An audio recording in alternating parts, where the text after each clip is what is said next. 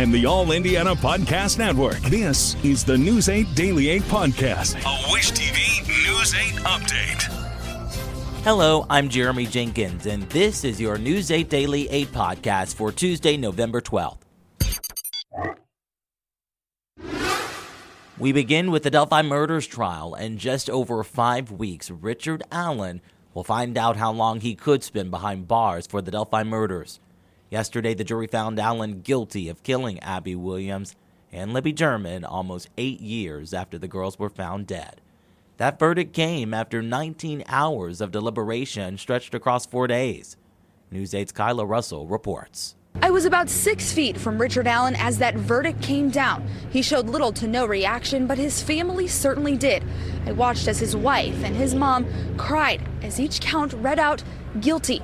It came as a surprise to them, but certainly not to some. Not surprised at all based on the mountain of evidence we heard against Richard Allen. That evidence led the jury of 12 to find Richard Allen guilty of killing Abby Williams and Libby German near the Monon High Bridge on February 13th, 2017. As each count was read, followed by a resounding guilty, the families of Abby and Libby sighed, holding hands. Libby German's grandmother and Abby Williams' mom embraced.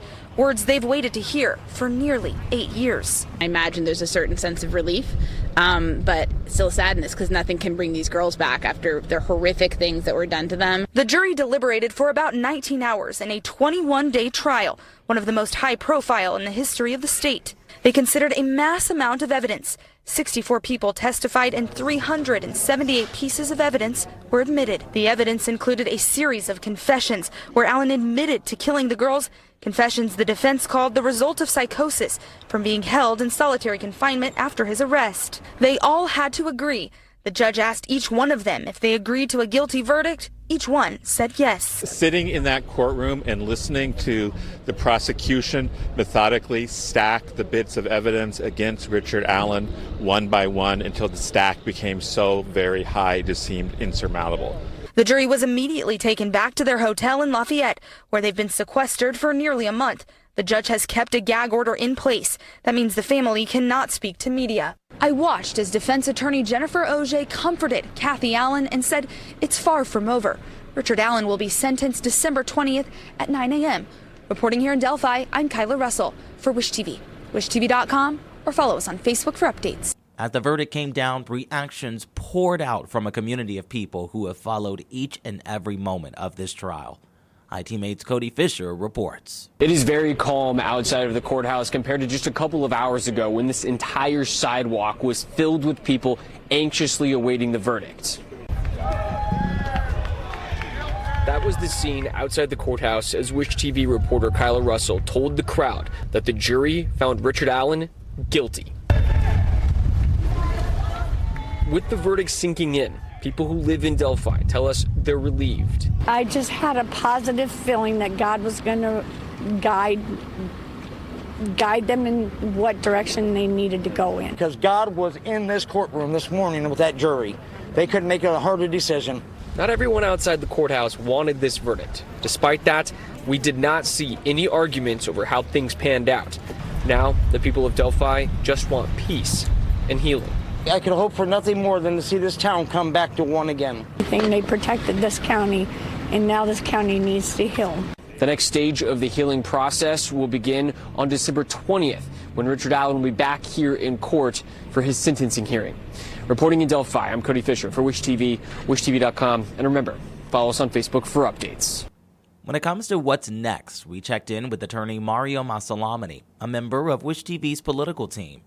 He says Allen's confession was a crucial factor in the jury's decision, but the defense is likely already laying the groundwork to challenge it. I think there were a couple things that made the jury come to its final conclusion. The most damning would be the confession, and there were multiple confessions by Richard Allen. And, you know, it's very difficult to listen to somebody confessing to a crime and not take that for face value. Of course, I expect an appeal. And, you know, the defense from day one was setting this up for an appeal. Some of the motions that they filed, some of the objections that they made, you could clearly tell that they were hoping to get a not guilty verdict. But in reality, what they were really trying to do was make sure that there was a clean record and a clear record for the Court of Appeals.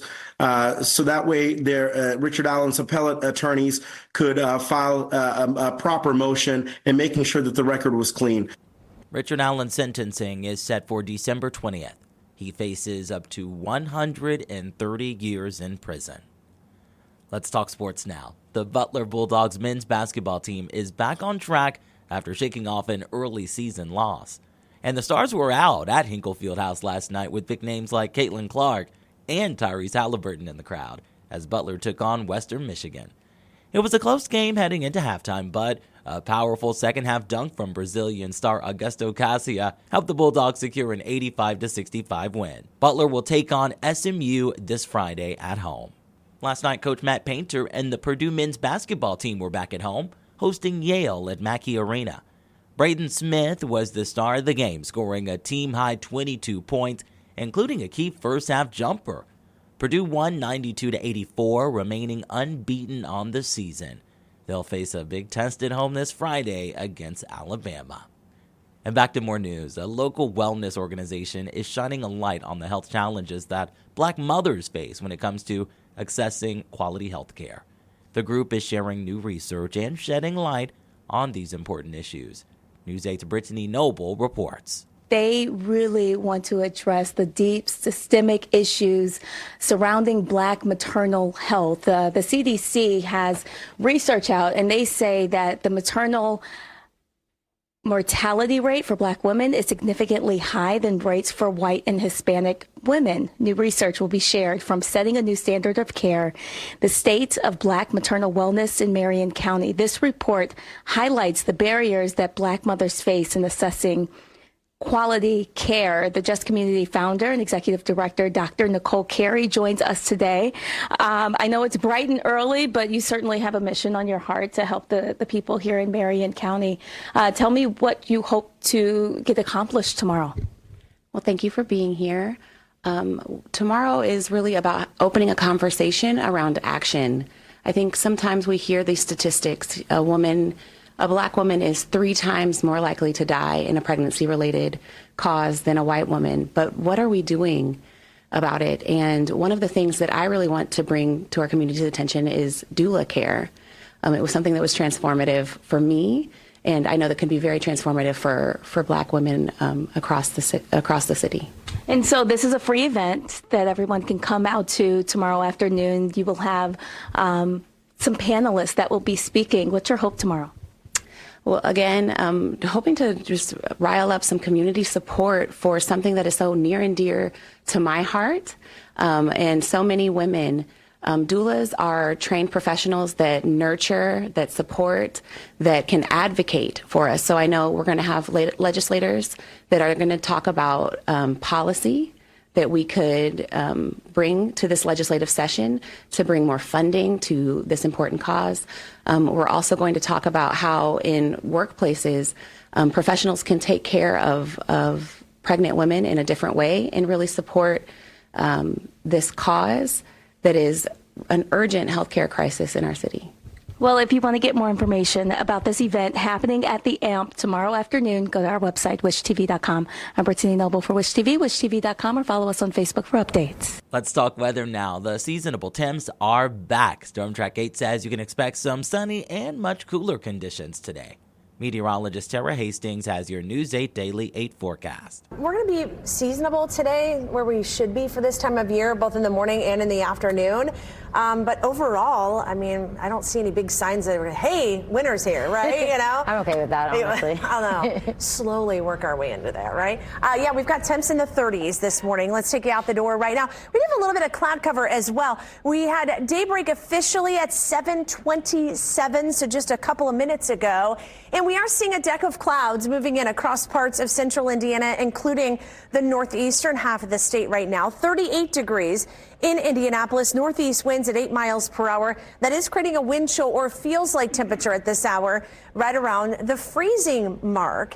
Other area temperatures are into the 30s as well. We're at 37 in Lafayette, 39 in Bloomington, and 34 degrees in Columbus. Where we do have those temperatures into the 40s right now, we have some cloud cover around, so it's kind of acting as a blanket, kind of keeping us a little bit warmer in the northeastern part of the state for you this morning. And we'll show you that cloud cover. You can see that cloud cover from Fort Wayne, Muncie, here in Indianapolis, also across parts of Lafayette as well. But farther southward, we do have mostly clear conditions, and we'll widen the view out here and show you we're going to see light winds today. We're going to look for a partly cloudy sky at times, and then a storm system off to the west of us eventually moves in here for your Wednesday, and that will bring us a chance of some rain. We'll get into the middle 40s here by the lunch hour, and we're going to see high temperatures, I think, into the lower 50s. Normal high 54.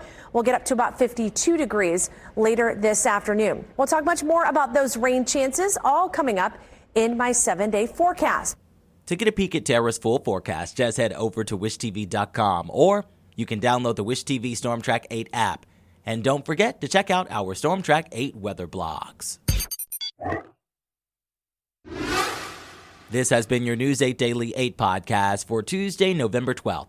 I'm Jeremy Jenkins for Wish TV, wishtv.com, or follow us on Facebook for updates. This is the News 8 Daily 8 podcast, a Wish TV News 8 update on demand. For even more, on demand and on the go, connect with Wish TV on Facebook at wishtv.com and on the free Wish TV mobile app. Thank you for listening, and be sure to like, subscribe, and follow this podcast for updates every weekday morning on the All Indiana Podcast Network and wherever you get your podcast.